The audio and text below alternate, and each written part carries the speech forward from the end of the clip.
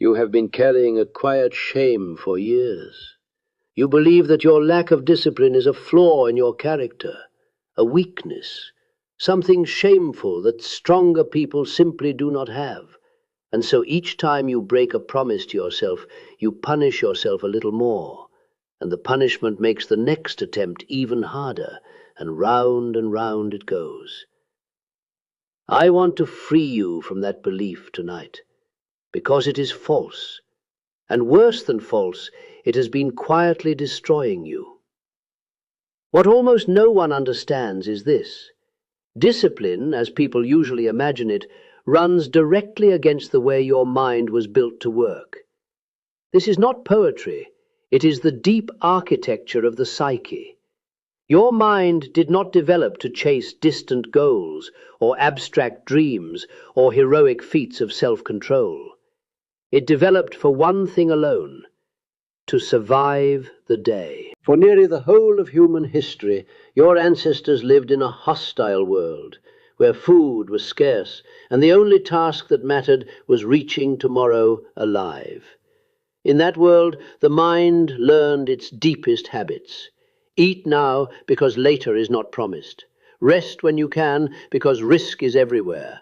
Spare your strength, because you may need it to run.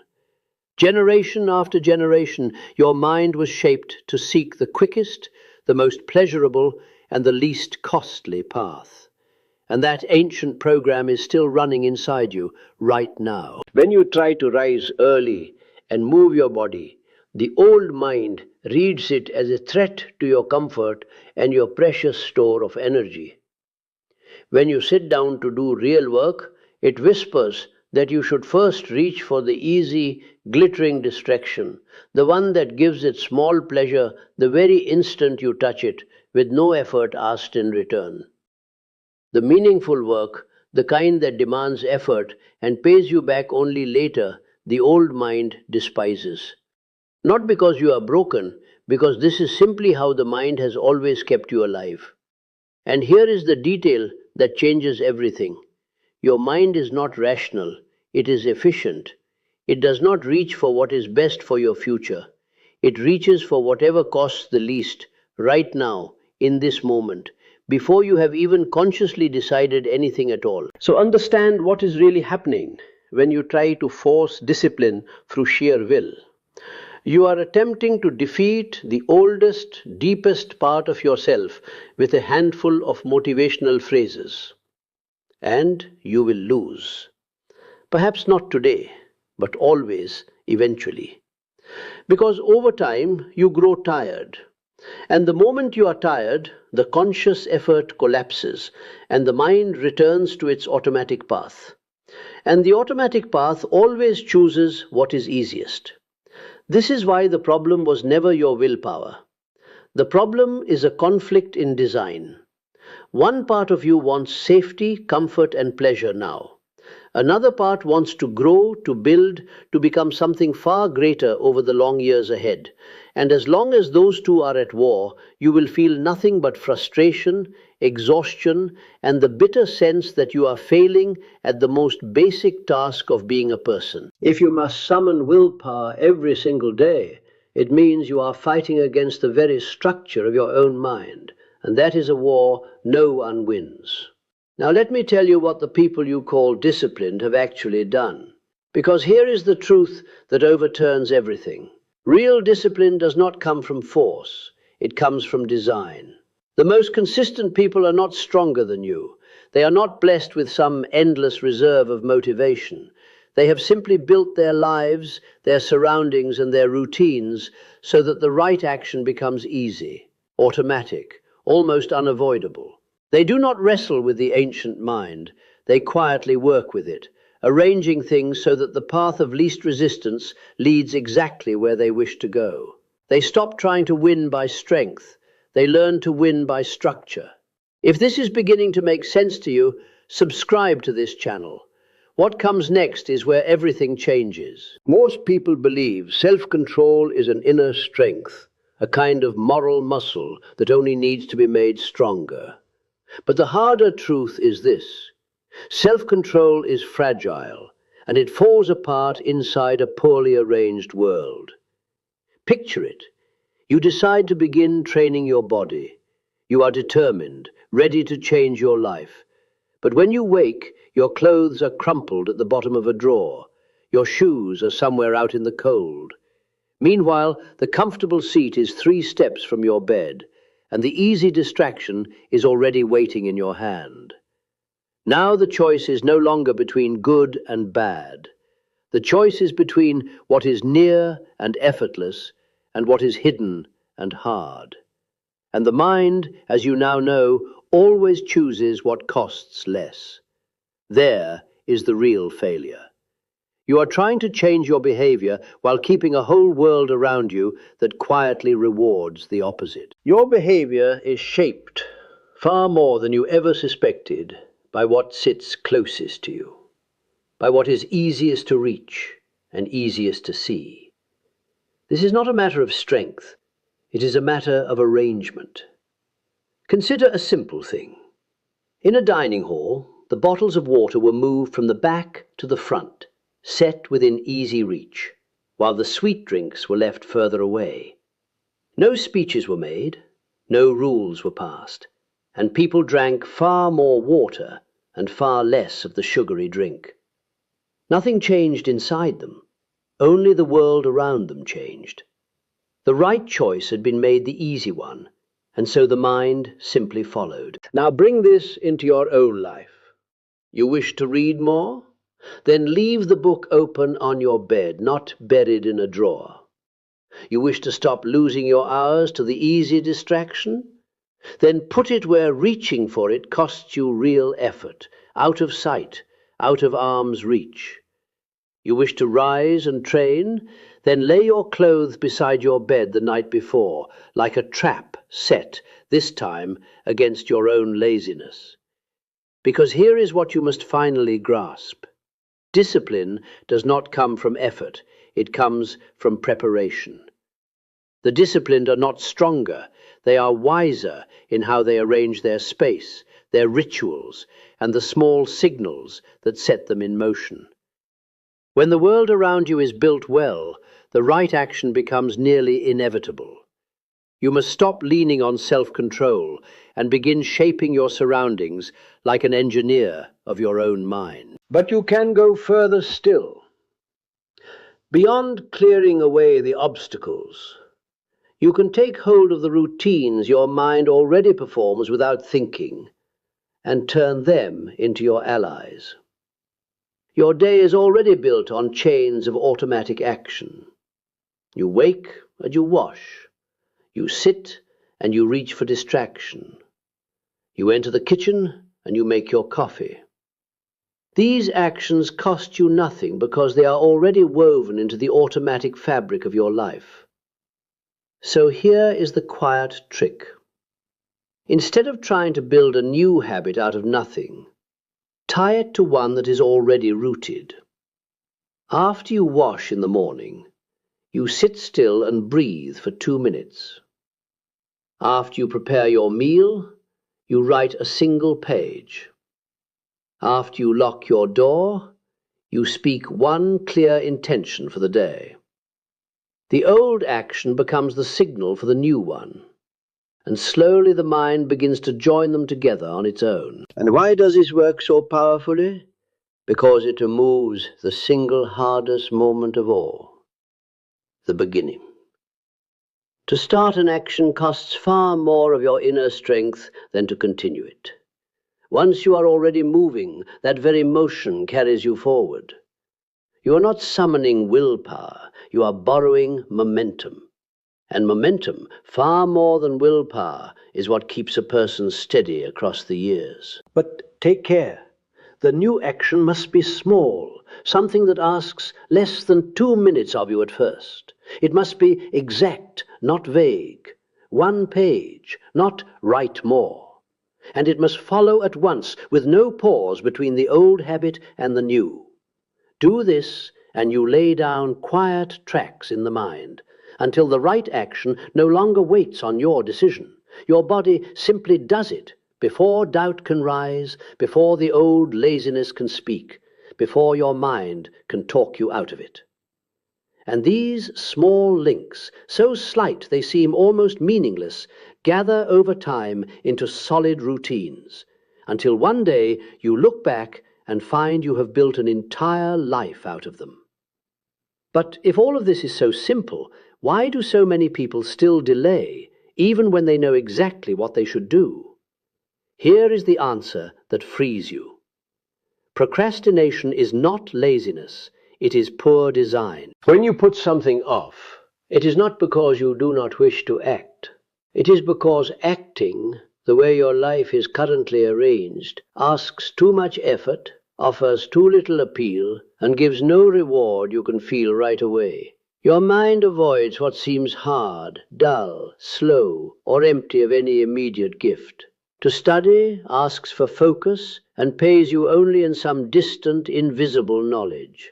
The easy distraction asks nothing and pays you instantly. To the old mind, the choice is obvious. This is not a question of morals. It is the nature of the psyche. So procrastination ceases to be a mystery and becomes a warning light, a signal that something in your design has gone wrong. And a warning light is not something to be ashamed of. It is something to read. There are 4 simple marks of an action your mind will actually take.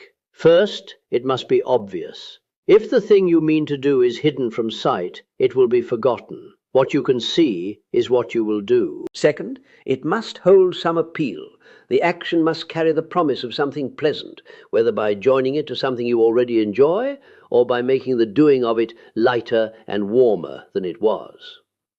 Third, it must be easy. The more friction stands in the way, the smaller your chance of ever beginning. Shrink the action down to its simplest form until refusing it feels almost absurd. And fourth, it must be satisfying. The action must end in some small sense of reward, of completion. Without that, the mind forms no attachment and the habit never takes root.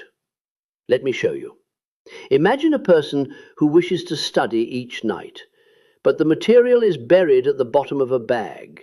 The desk lies hidden under clutter, something loud plays in the background, and they intend to study a full hour with no pause and nothing to mark the effort. The end is certain. They reach for the easy distraction, then feel the guilt, then try again the next night and fail again. Now watch the same person with the 4 marks in place. The material lies open on the table. In plain view, it is obvious. They begin with a drink they love or something gentle playing. It has appeal. They will study for only 5 minutes at first with a single small aim. It is easy. And when they finish, they mark the small victory where they can see it and grant themselves some little reward. It is satisfying. Do you see it? The person did not become better. They simply learned to design the right behavior. So whenever you find yourself avoiding something, ask 4 quiet questions. Is it obvious? Does it hold even a little appeal? Is it easy to begin? Does it give any reward? Where the answer is no, you have not found a flaw in your character. You have found a flaw in your design. But perhaps you are thinking, this all makes sense, and still I hate to rise early. Still I dread the work. Still I do not love any of it. So let me ask you the question that changes everything. What if you never needed to love discipline at all in order to become disciplined? There is a beautiful and dangerous lie loose in the world, that you must enjoy the path in order to walk it. Fall in love with the routine, they say. Love the journey. It sounds inspiring, and it is false, and it quietly crushes the very people trying to climb out of the pit. The truth is harsh, and it will set you free. You do not need to like the work. You only need to make it inevitable. The most consistent people do not wake each morning burning to do what must be done. They feel no thrill at every task. They carry no endless supply of energy. What they carry is a structure that ensures the right action happens even on the days they do not feel like it. And that changes everything. Imagine you wish to run in the mornings. Or 9 days out of 10, you will wake with no desire at all.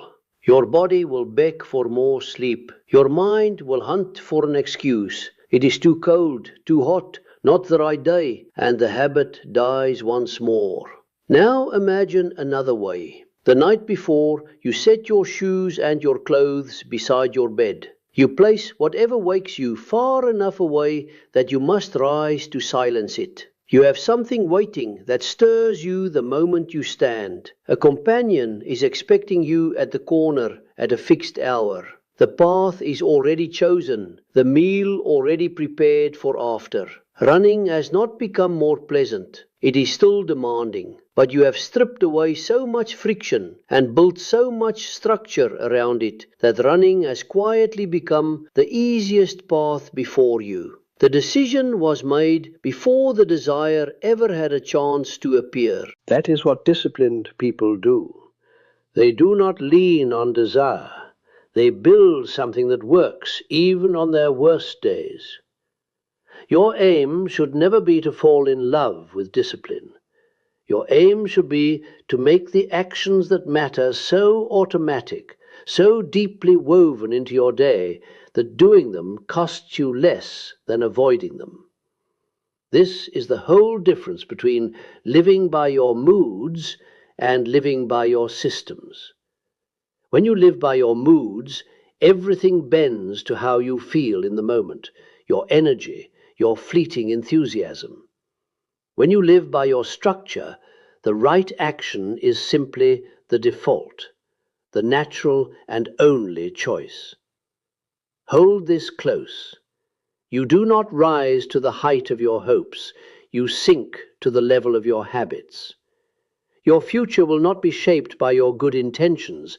It will be shaped by what you do each ordinary day.